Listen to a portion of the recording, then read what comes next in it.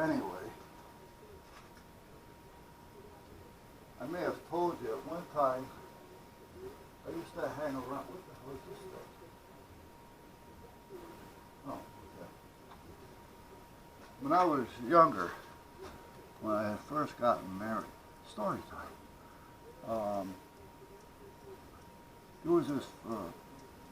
Actually an owner of a store, Harold Feiner, and Harold owned the House of Hobbies in West Haven, and he had a track, for slot cars, and they had a drag track, and it was a nice little place, The slot cars was 8 lanes, and went up and around and under and this and that, so it took you a few minutes to get through it. I'm glad. Okay? Okay. So at that point, I used to go down there a lot. The wife used to come down, she used to look around, she'd sit there and watch everybody race, she'd cheer you on and, stuff like that. But the first wife. But meanwhile, I got into where I was kind of building my own stuff. And then I decided I wanted to cheat. So on the slot cars, naturally you're racing around. Well, I started making my own axles. And when I made my axles, I made them an inch longer. And then I put a little bit bigger tire on it, like a wide slick. So that if somebody was trying to pass me, they're not going to do it. They're not going to get by me because my wheels were a little too wide. The only way somebody can pass me is if we were going into a turn, and as I swift this way, if they went by, but they had to get by there without being sliding as well. So they had to watch how they did it. They'd be able to get by while I'm here, and if we turn this way, it was the same thing. Other than that, they couldn't get by me. And Harold kept wondering why I was always, one of the runner-ups, if not the winner all the time, depending on placement.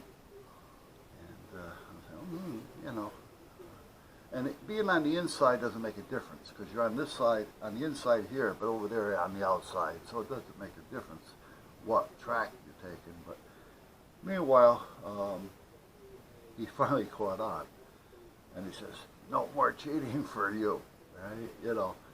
So he started putting out different measurements that can be. So if you're going to make your own stuff, these are the guidelines that you had to fall within. So I said, "All right, not a problem," and it was still fun. It was always fun trying to get by on him, and he was a nice guy. He had a limp. He kept saying it was an injury, but I think it was more of a birth defect. But, again, he was a nice guy. He was probably early 50s, maybe a little bit older. And I was like late teens, early 20s. So then he had the drag strip, and it had 2 cars, 2 tracks, and it to the end. It was about 50 feet, maybe more. So what I did was I built a little pickup truck because he used to have wheelie competitions. So I made a little pickup truck, put the white tires on it. The axle, it had nothing to do with getting somebody getting by or not by. And what I used to do was I put clay inside the back of the pickup, and then I put a top on it, like a little camera stop. It was plastic, but you know what I mean. And so this here way, you just give it a little goose, and she'd stay there. All right, so I always won the wheelie competition.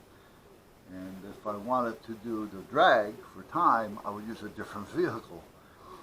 So he finally started catching on when I got to the wheelie competition, and when I got to the end, the truck was still sitting like this.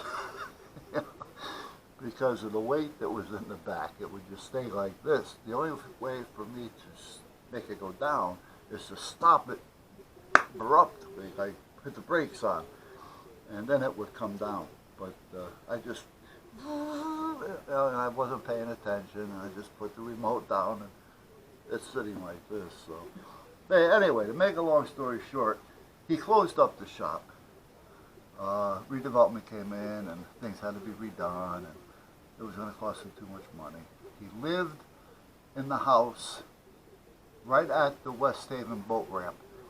If you look the West Haven boat ramp up, you'll see a house right next to it, right there. That's where he lived. He owned that house. What they did was they fixed up naturally upstairs, that's what they were doing, but they fixed up the downstairs, the lower level. It was a raised ranch, well, semi-raised ranch, and they made the lower level a print shop, and he got into printing. And then John, which was a friend of his, came in as a partner, sort of, and John used to do the old letterpress. And that's where I'm getting now when I was talking about setting type backwards. Because on a letterpress, you got to set it backwards, upside down, depending on what you're using. And every time the wheel would go, you know, you'd have to take one card out, put the other card in, you know, and you wear little things on your fingers so you can do this quickly.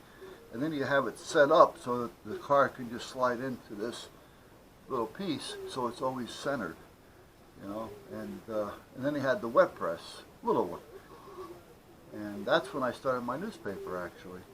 But John was out sick for a while, a couple weeks, and you know they had a lot of printing that they had to do. So I was in there one day bullshitting with Harold, and he says, "You want this one work?" I go, "What do you want to do?" He goes, "Well, I need some gold leaf cards done, which is done with a press and gold leaf on a heat machine." He says, "And then I got to get some printing done on the other." He goes, "You know, do you think you can, you know, you want to handle it? You think you can give it a shot?" I said, "Hey, you want to show me? I'll try." You know, so what I ended up doing was working there for a couple of weeks, helping him so that until John got back. And then he kind of kept me on for a while because even though I didn't really care to stay there, nice place to hang out, it really was, and he was a good guy. But you know, it wasn't my thing. You know, I wasn't ready for that yet. But I stayed on doing the gold plate and the silver and stuff like that. That was a one-on-one kind of tedious job. You know, put the card in, put the plate, you know, the gold leaf on. Then you had to take the plate, you know, wipe the plate, fix the plate so that it doesn't do the whole card, make the plate, you know, press it, don't press too hard, don't press too little, you know, that kind of thing. And then we started with the web press, which was a small one that he had, and he was going to start a little comic book thing. Well, that's when I started my own newspaper, because I started paying attention to this. And I started out with a paper, I called it the Fairhaven Crier, because I lived in Fairhaven at the time. And it was a little suburb of, well, of New Haven, but not so much a suburb, but a different section. You know, they had the Hill section, they had the Westville section, they had the Fairhaven section. The Fairhaven was more of the historical side of it, you know, the widow walks and all that, and the river and the clam houses. But meanwhile, I started it there, and I went from the size of an old little paper type of TV channel guide, and actually I even had the TV channels in there, so that it was in every 2 weeks at first. Every 2 weeks you get this free paper, you pick it up wherever, newsstands, and whoever advertised in it would have it laying on the counter, so they were able to just pass it out.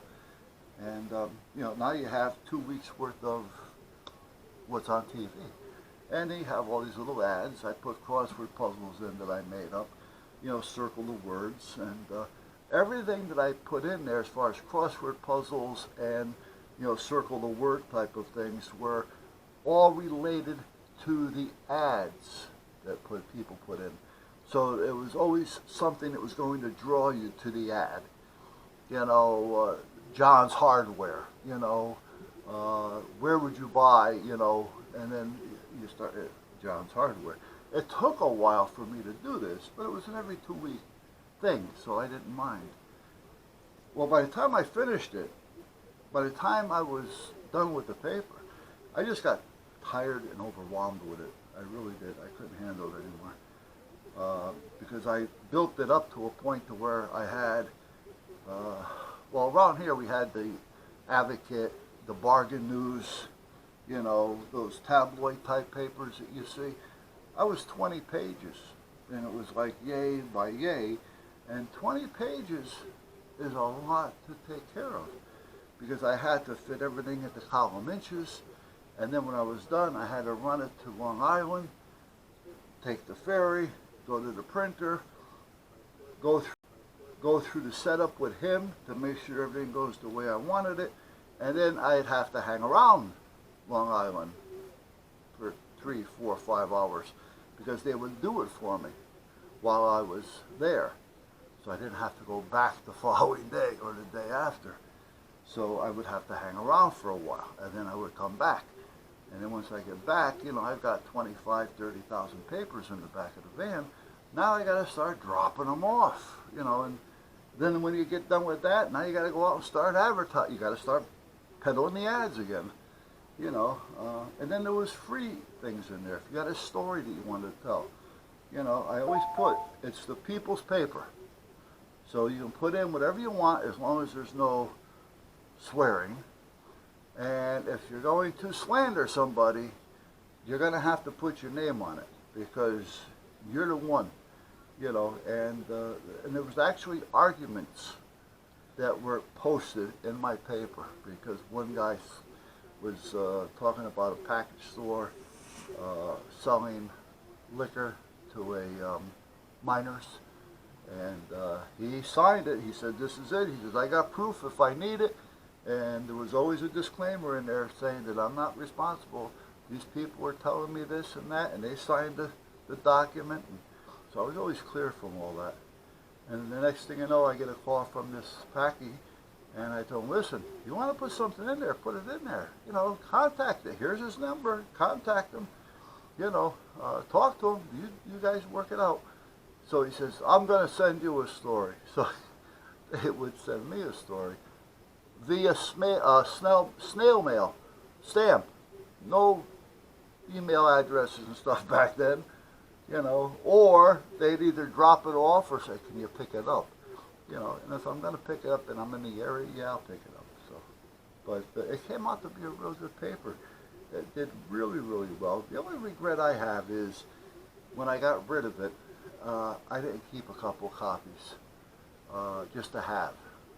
But other than that, that's where I ended up doing the reverse type, and that's how I got into all that, which was in the beginning of the story. So, all right, enough of that. Now,